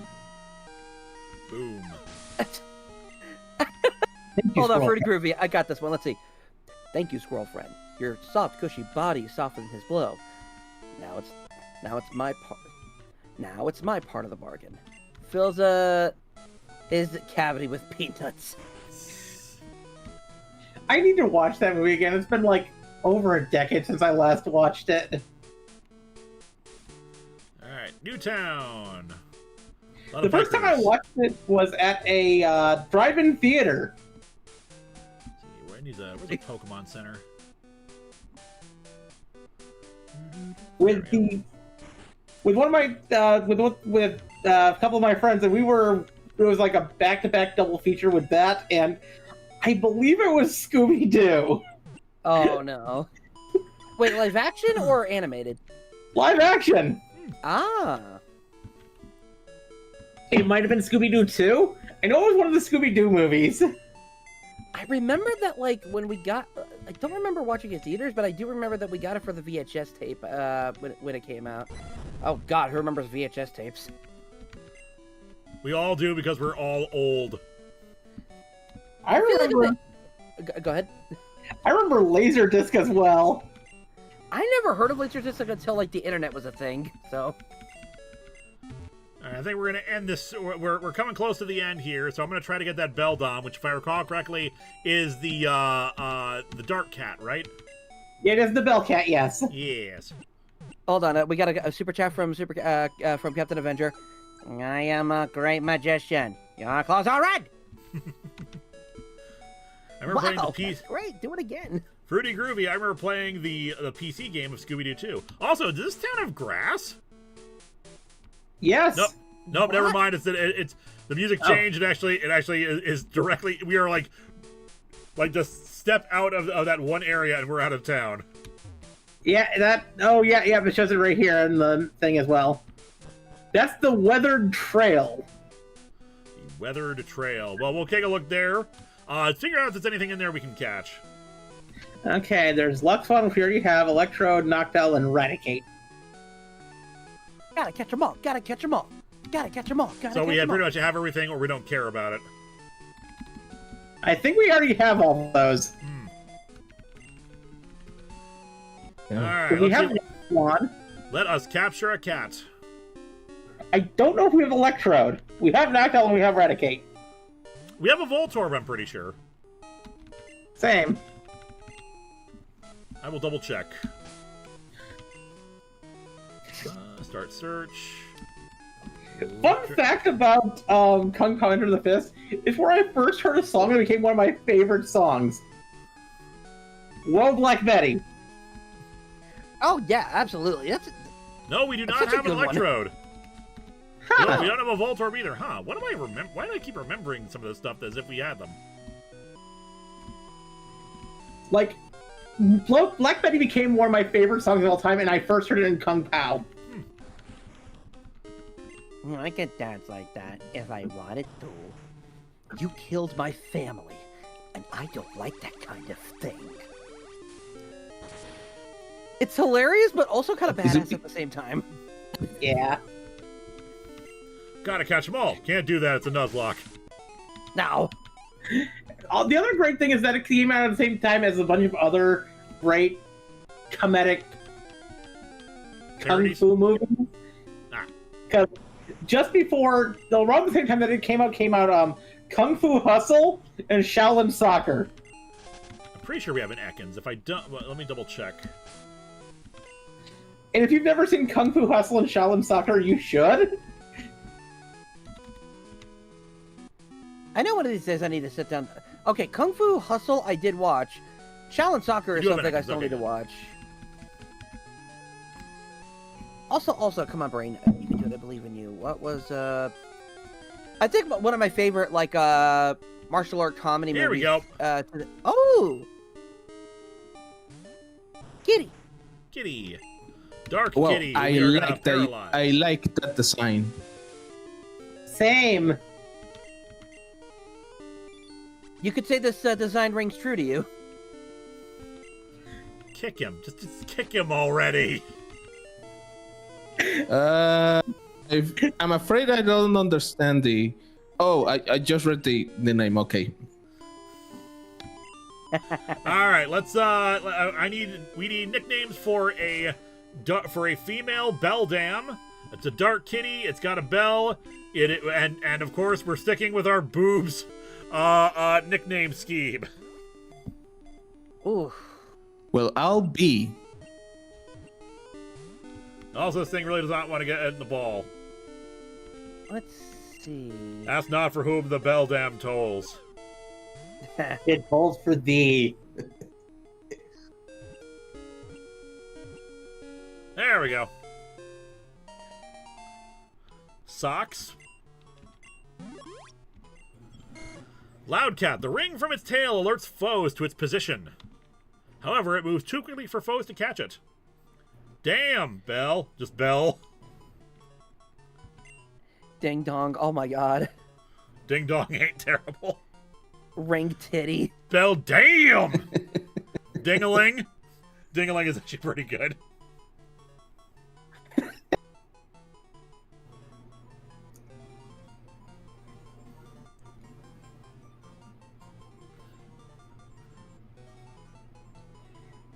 Just waiting for more names to come in. Holy Puss. Oh my god. Dangler. Ooh. Let's see. Everyone's tired. Everyone is tired of boob jokes. Now we're moving on. We're moving on to male anatomy. Oh my god.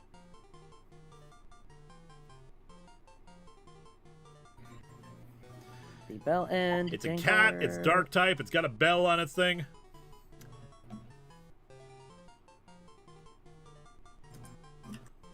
Bell dick. Just right there. Titan. I feel like, did we do Titan already for because we did catch its pre-evolve form, and then that died almost immediately. What are you titting for that? Yeah, it died almost immediately. Cat Boobell. Titrites. I'm not. That one just that feels weird. I was gonna say what was like.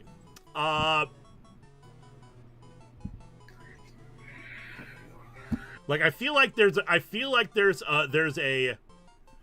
name for there's a pun for boobs with jingle or jangle.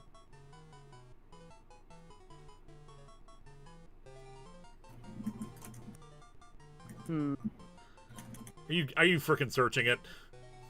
Maybe. Oh my god. Kitten tall.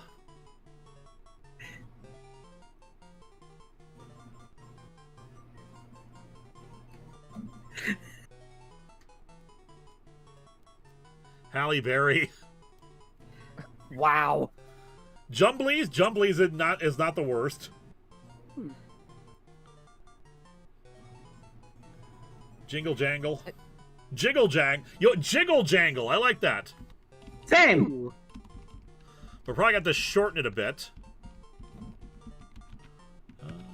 Let's see how far we can get here. J. We just did 1 G. Actually, Sex pun. sex pun. Jiggle. So cloister. Jangle. Jiggle jangle. I like this. Same. There we go. All right. That's it has a nice. we It caught has a nice ring to it. I hate you. I hate you so much. Fortunately, it is the end. It is the end of this. It is 10 o'clock, so we're going to call it a night here. I want to thank you all for joining us for another wonderful, exciting adventure in the realm of Nihon. See, we don't behave here. I want to thank my wonderful guests, of course, Lotus Prince, who had to leave earlier. I want to thank Jay Manor for stopping by. Hey, thanks for having me. It was fun. I want to thank you, Liza.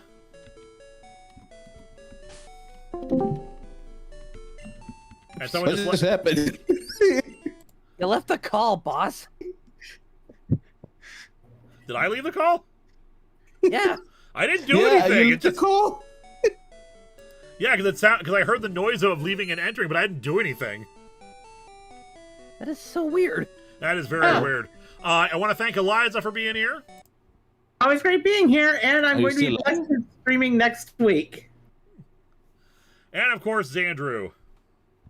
I am doing a stream this week. Only one so far. As I continue on playing Fallout 4 through the year of 2026. So check it out around 7 p.m. Pacific time.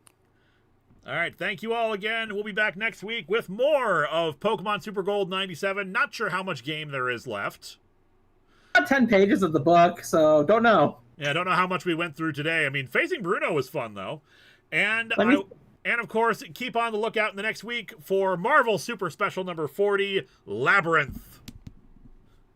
Y'all have yourselves a good rest of the night. And of course, Bye, peoples. buy merch from the store. Very helpful to me, especially nowadays. Have a good night. Indubitably. Bye, peoples.